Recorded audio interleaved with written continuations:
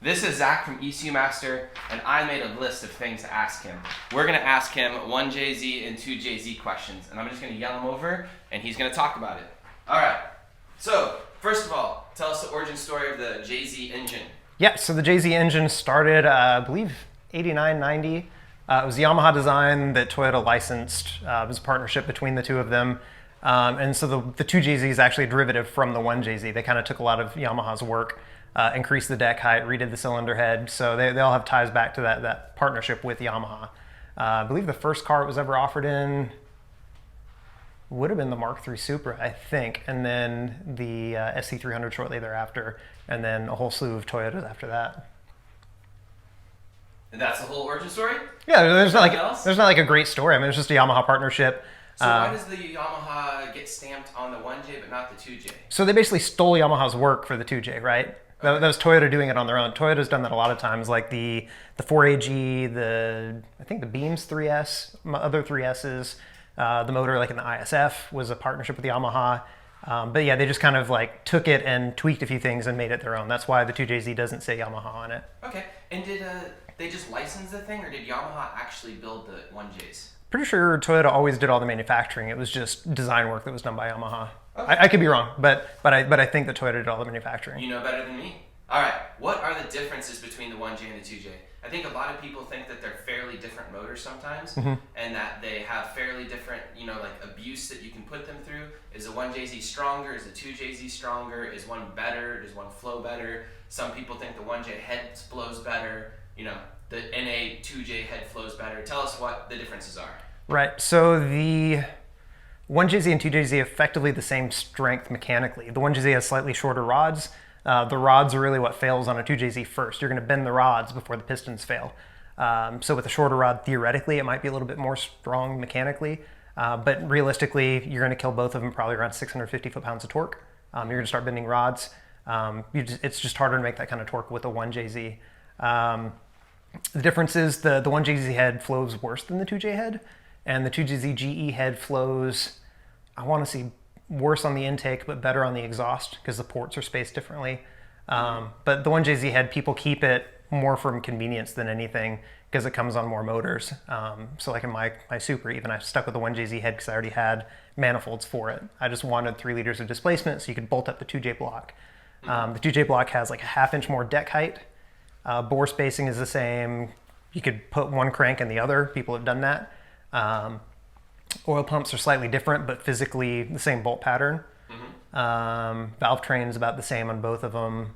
The cams varied wildly from US spec or Japanese spec or VVTI, non-VVTI, so there's kind of a mixed bag there. But mechanically, as far as how high you're going to rev them, they're probably going to start tapering off around the same range based on the cam design, but mechanically the oil pumps don't have any issues. The valve train doesn't have any issues, so you can rev them as far as they'll make power and then some, and it's not going to hurt it. Okay. If you were going to go buy a JZ motor right now, what JZ would you go buy? The one I'm building for my Supra, it's a GE VVTI head, like out of an IS300. They're cheap, they're plentiful. The board, like the actual port spacing is nice on the exhaust side. Again, like I just don't like the weird port spacing on the GTE heads, and GTE heads are about 5 times as much. So I got one off Craigslist for like $150. And that's what I've got for my car. I'll do some port work to it just because it's a big power build, but aside from that, like you don't really need port work. But that's what I would choose if I were buying one from scratch. Yeah. Okay.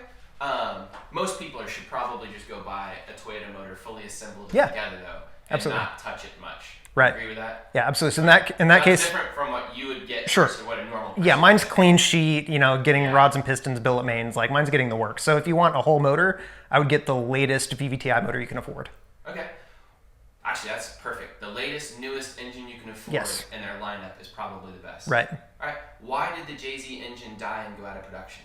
Toyota just stopped doing inline sixes, right? So I think it was a packaging thing as much as it was the rest of their lineup. They wanted a motor that they could turn sideways as well as front to back, right? If you want to use it for front wheel drive applications and rear wheel drive, then an inline 6 engine is going to become an orphan at that point. So I think it just kind of naturally progressed out. Plus they've been making it since, 90 effectively. So it had already been around for 12, 14 years when they finally started ramping out and stopped making them. So it's a pretty good run. Okay, that makes sense. Sad they killed it though, because it's the coolest like engine they've Right. ever made. Sounds the coolest, and nothing they make is very sporty. Right. So that goes into my next question, which question should we ask? We have a bunch. All right, how to prep one? How do we prep a JZ?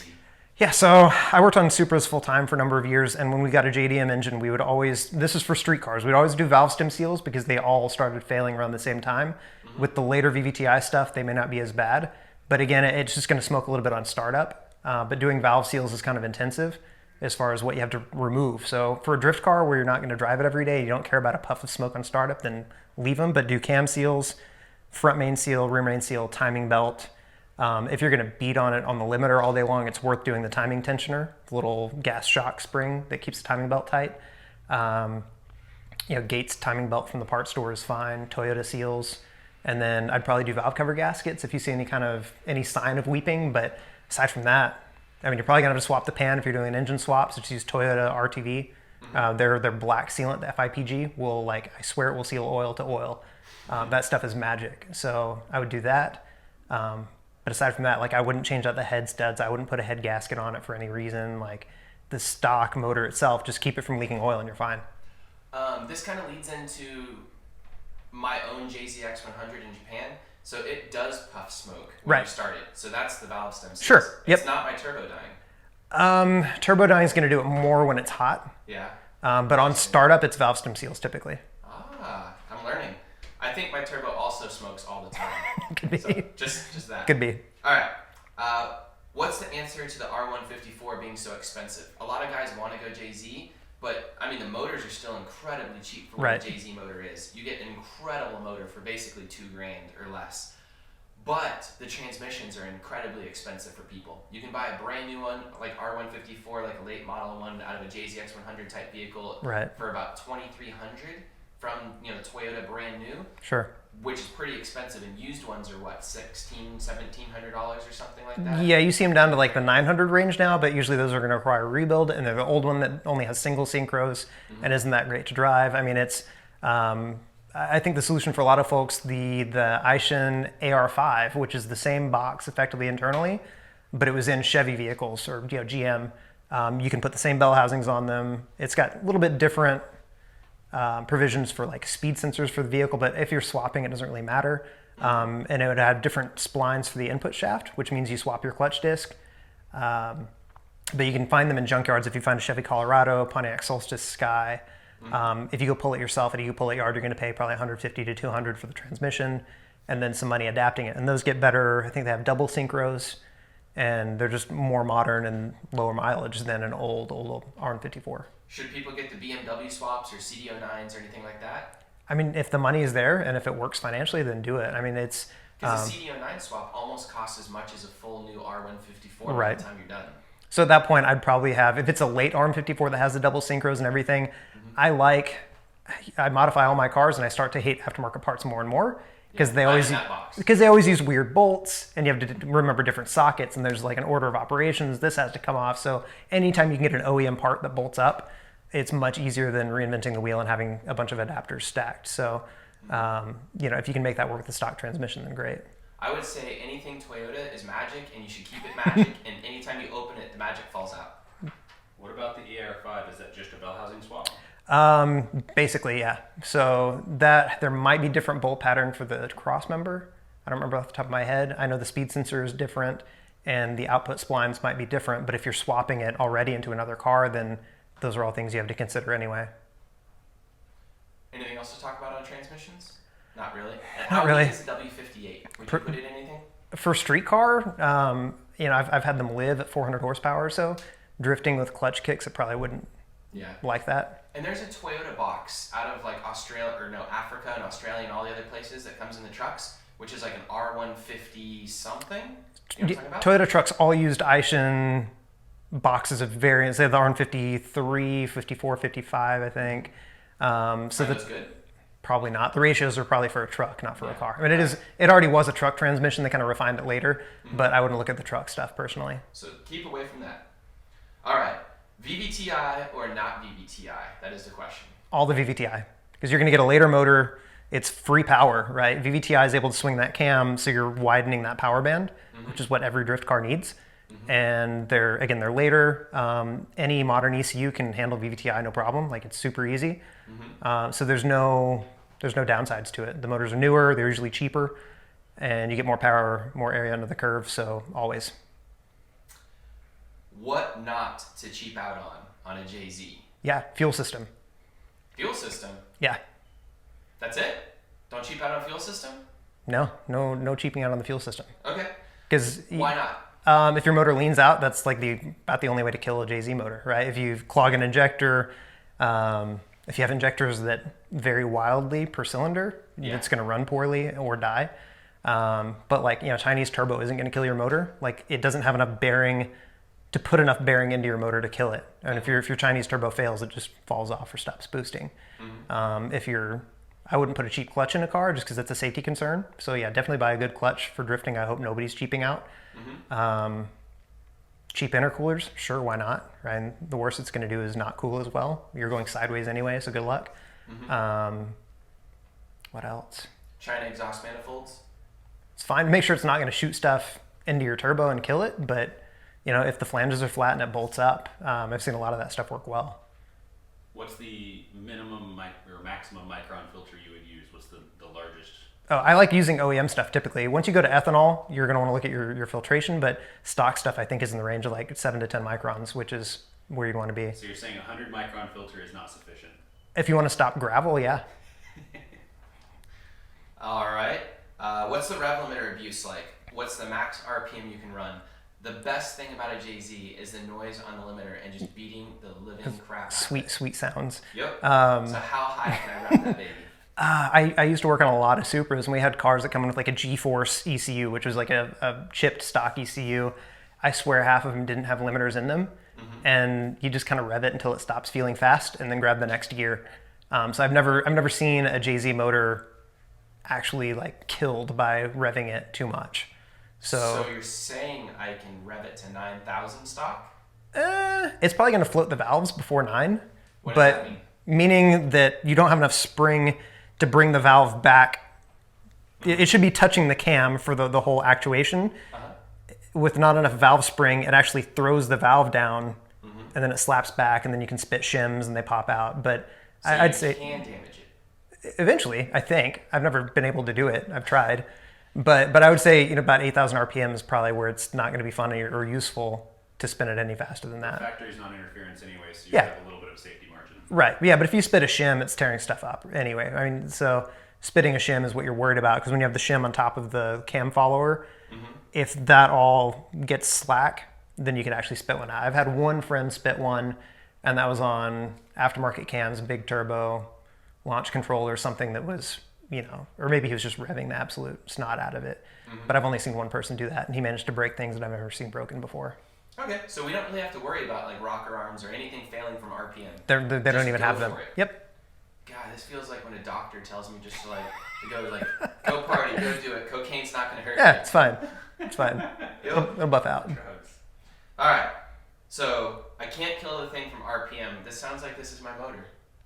Yeah. There's no oiling issues? I mean, I've never seen a motor that has better oil drain back than JZ motors, right? If you look in the top of the cylinder head, there are holes basically between every head bolt for oil to return back to the bottom of the motor. I've dealt with other engines where there's only like 2 holes where it can drain back effectively.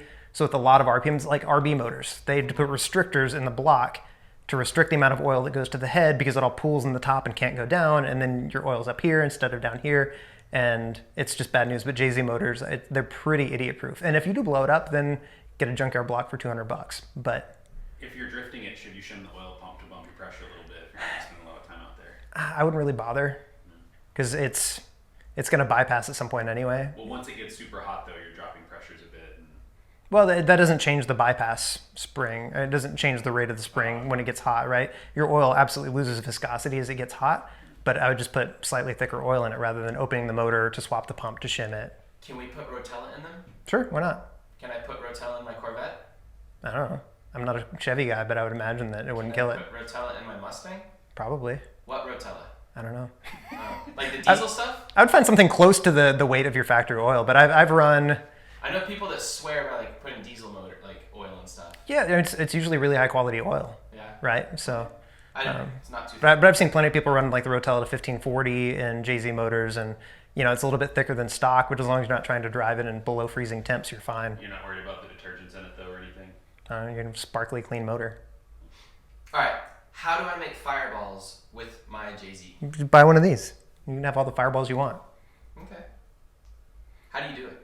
There are a lot of things. You can get really aggressive with the rev limiter and not disable spark but not fuel. So when it does re-enable spark, you get big fireballs out the exhaust. If you make a bunch of power, there's enough residual fuel anyway that's going to shoot fireballs no matter just about what you do. Or you could even do rally style anti-lag, which if you have a drive-by-wire throttle, you can actually leave the throttle cracked. It's like what you hear in like Turk's car and some others where they're actually like still injecting fuel, leaving the throttle open, and managing by cutting spark to build boost off throttle, which is hard on turbos. So if you have a turbo sponsorship, go for it. But it does make some wicked, awesome fireballs. Awesome. NAT. Oh wait. This question's confusing. How do we get this? Should we get an NAT car? Like should we turbo an NAT SC300? Is that a cool thing to do with a 2J? Yeah, that's fine. I mean, the GE motors, the non-turbo motors were as strong physically as the turbo motors. And I mean, you could even have some fun and do like a real ghetto, like no intercooler, 12 pounds of boost, basic Chinese setup. Just make sure you have enough fuel and a decent computer. And like those motors are fine physically. They're just a little weird with the distributor and the crossover intake manifold. The later ones didn't have a distributor, but I mean, the bottom end is the same. So they didn't have weaker rods. They didn't have thinner rods and all that. The GE VVTI motors had weaker rods. Okay. And that's the only one. Right, GE VVTI, but all the GTE motors have the same rods. And the IS300s are the ones with the VVTI. GE VVTI, yeah, so they don't have... I've heard that the rods are made out of better material, so they are strong, but they're not as strong as the GTE rods, but I've never blown one up, so I can't tell you. Like, so you'd run one to maybe like 450, 500 wheel. Yeah, around 400, 5. I mean, again, I've never seen one blow up. I'm sure people have done it, but I'm not in the IS crowd, but I don't think you'd have any problems at like 450-ish. So the last question, which is kind of goofy, is I've heard there's a 2JZ direct injection engine out of Africa or somewhere. Is there still a direct injection 2JZ floating around? I don't know. I don't know if it's still in production. I know they made one. Toyota designations kind of work like this. So you have the name of the engine series. You have the 1JZ, 2JZ, and then they have letters at the end. So if it starts with a G, it's a performance cylinder head. So they have the 2JZ GE, which is the non-turbo one. The GTE, T means turbo. I think they even had a supercharged 2JZ at some point, which would be a GZE. There was some weird one that was maybe smaller displacement. Maybe it was only the 1G that was supercharged. But they do have an FSE, which is not performance, it's fuel economy. And S, I think, stands for direct injected. And then E, I think, stands for 4 valves per cylinder. But yeah, so they did make a direct injected 2J. I don't know what they put it in, and I don't know when they stopped making it or if they still make it in some market, but it exists. You literally just looked this up on Wikipedia. Oh yeah, there's plenty of info out there. Interesting. No, because it's a terrible head for, it's a terrible cylinder head for performance stuff. It was built only for economy, so it's one of those things that's like, it's neat, but just, if you found one, throw it away. Okay. Keep the block. Well, thank you very much, Zach. Have a good day. Woo! Thanks. All right, let's do a quick intro real quick. Sure. Just because I didn't think to introduce you. Yeah. All right. This is Zach. Zach owns ECU Master. He makes ECU stuff, sells ECU stuff, markets ECU stuff. I run ECU Master USA. Oh. So North American distributor for ECU Master. Okay. He has a crazy like 1,200 horsepower, 1JZ, 0.5, 2JZ thing. It's 1,100-ish probably, but still ridiculous. At the wheels? Close to that, yeah. Okay. He has a Viper. He has an Exocet Miata thing. Yeah. Is that what it is? So he has lots of cars. He's been around cars forever. What's the fastest you've ever gone in a car? 200-ish. On the streets? Plead the fifth. Okay. What's 200-ish? Over 200. Wait, was it in a Mark III Supra? No, I've only been like 190 in my Mark III. Okay. Do you like Mark III Supra jokes? Sure. Do like when you introduce yourself and you're like, oh hey, I'm Zach. I own a Supra. Do you like tell them Mark III Supra, or you just hide the Mark III part? I lead out with like, I've got an old Supra. Okay, yeah, so I want to set the expectations low because they're thinking Fast and the Furious, and I'm Yeah. thinking like 90s burgundy interior. People always sweetness. tell me like, oh, I drive a Supra, and then like they just roll up in a Mark III Supra, and you're like, or like a Celica Supra. Do you look down at I like Celica those. Super No, Cats? they're cool. Those are fun. Cool. I like them. Huh. What's a Mark 1 Super look like? Terrible. I don't even Yeah, know. they're bad. I know what a Celica They're Super kind of neat. Like, I'd love to have one just to have it, but the Mark 1 was really kind of a bastard child. Yeah. Yeah. Okay, well, he's going to tell us all about Jay-Z stuff. Lots of common questions and misconceptions and everything else. Just stuff that I've always kind of thought and never looked up, never researched, never done. I just thought it'd be cool to make a video. So here we go. Okay, perfect. Thank you. I'm going to laugh when, like, everybody blows up a 2J because they rev it to 10 grand this year. We may have just encouraged some terrible behavior, but I've never seen one killed by going to